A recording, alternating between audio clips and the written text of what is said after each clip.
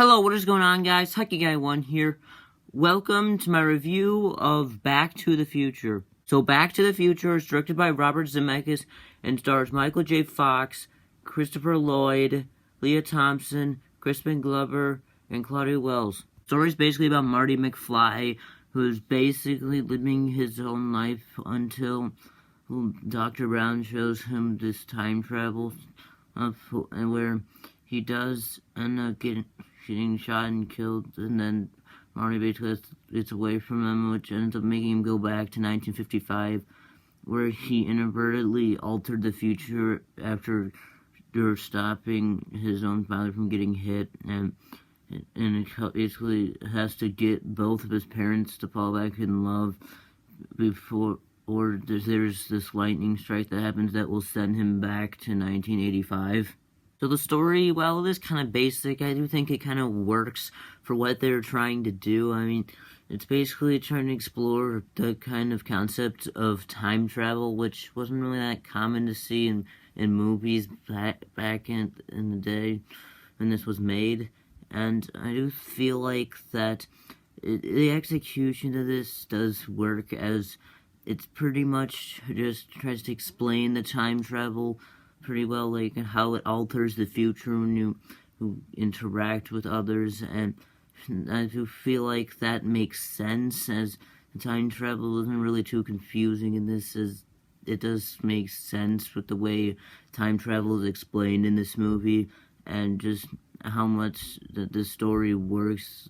in the meaning of time travel. It does work, as it's kind of like the whole altering the future thing, and you have to try and get them back together to make sure the future kind of stays the way it is. And I do like that concept, and I feel like that kind of concept works for a time travel movie, and I do think it was pretty well done. The structure is very good, as the first act it pretty much kind of explores Marty McFly in 1985 and how his life is like, basically introducing how life is like at that moment, basically showing how he's kind of a slacker, late to school, and then kind of showing how he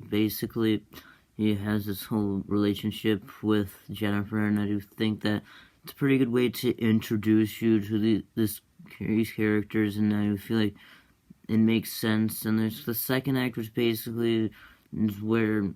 Dr. Brown's kind of like showing him the whole time travel concept, and basically where he ends up getting shot, and then Hardy ends up going back in time to 1955, and he has to sort of basically do the whole thing in the main plot where they have to try and get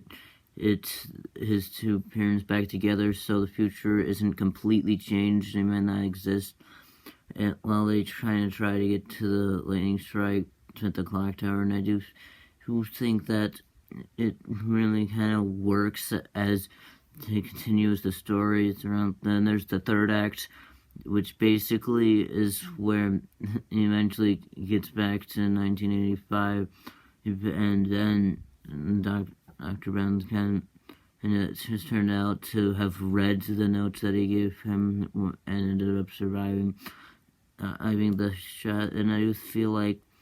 it makes sense, as pretty much the whole time travel concept is going to use there, and it does work for what it is. And also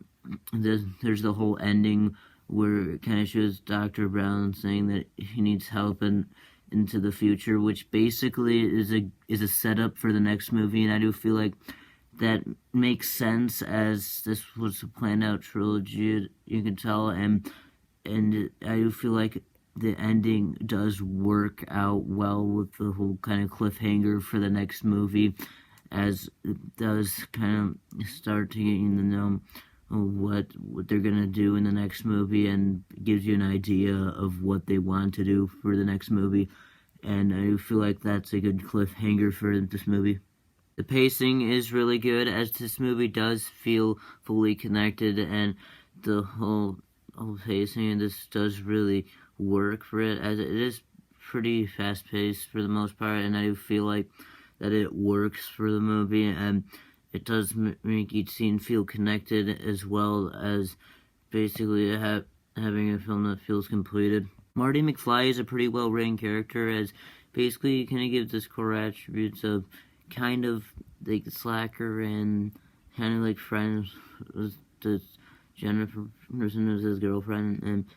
basically that is his core attributes in like the main kind of universe. And I think that it works. It makes sense for the movie, even if they don't really focus on it that much. I do think that they're kind of left it more to be told into the future, basically, and as well as just how well written his character is when he goes back to that past is what really works. Is basically you can really see his determination to try and make sure the future is saved and doesn't really disappear at anybody or alter anything from the future, and trying his best to get George and Lorraine, his parents, back together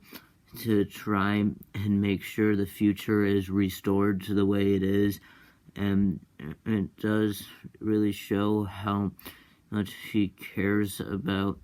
the future of his life, and basically,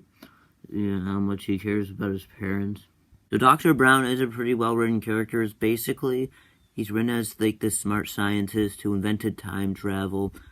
and I do feel like he works in that kind of character, as basically he is the smart kind of scientist guy, and I do think he works into the story pretty well, as basically he's the one who invented time travel, so it wouldn't really happen without him. And I do think that it's, especially in the past, his relationship with Marty kind of grows pretty well, as basically he helps him throughout the way, trying to find out a way to get him back to 1985, and he's trying to help him get back to 1985 basically, and tell him what he did wrong that could have affected the future. And eventually, like, trust kind of goes to the point where he does end up saving himself by reading a note that he was supposed to read in 1985, and then he ended up surviving basically because of how he read the note. And I do feel like that's what kind of showed the character growth between him and Marty, and I do think that it's a really good way to show how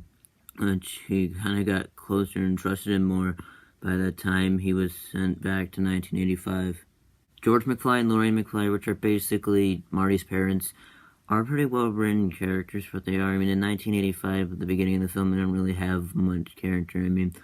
it does have, like, their basic character traits that's meant, but I do feel like that makes sense, as I don't really have enough time to really grow them in 1985, and I do think that for at least what they did with them in 1985, it does work for the film's story, as it does kind of like show how their characters are.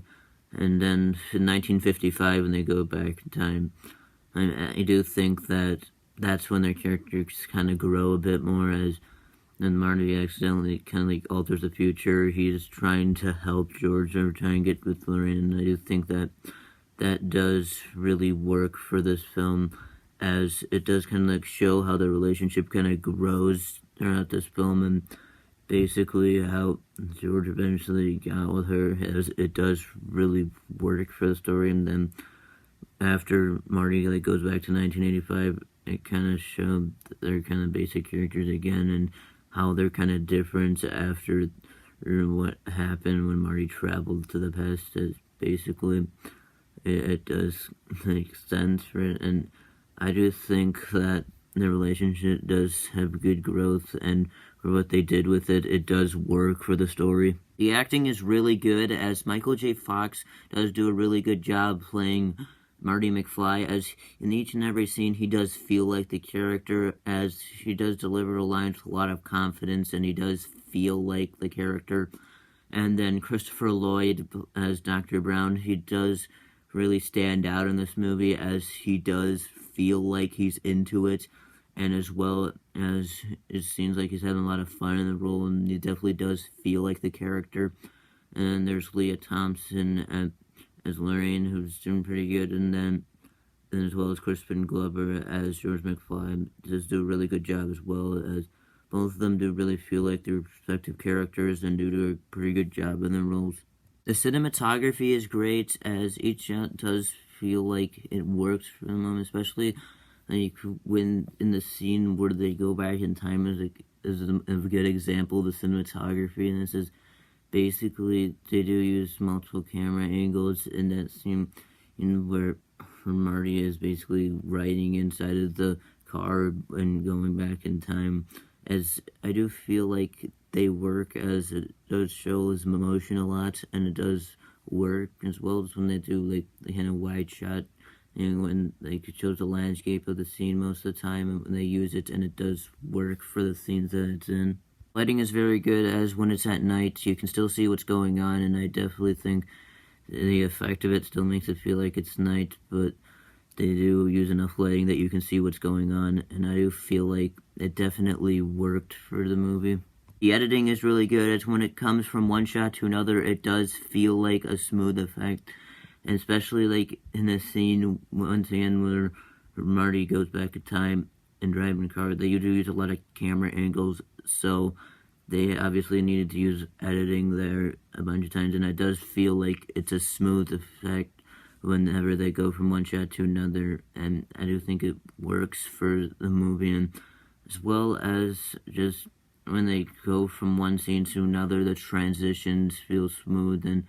do feel like it is transitioning pretty well, and I do like the choices with the transitions. The set designs are really good, as basically I do like the looks of the city, as it does give the feeling of a kind of city, and I do think that it gives a good feeling of a suburb, as they do a good job kind of like making it feel that way.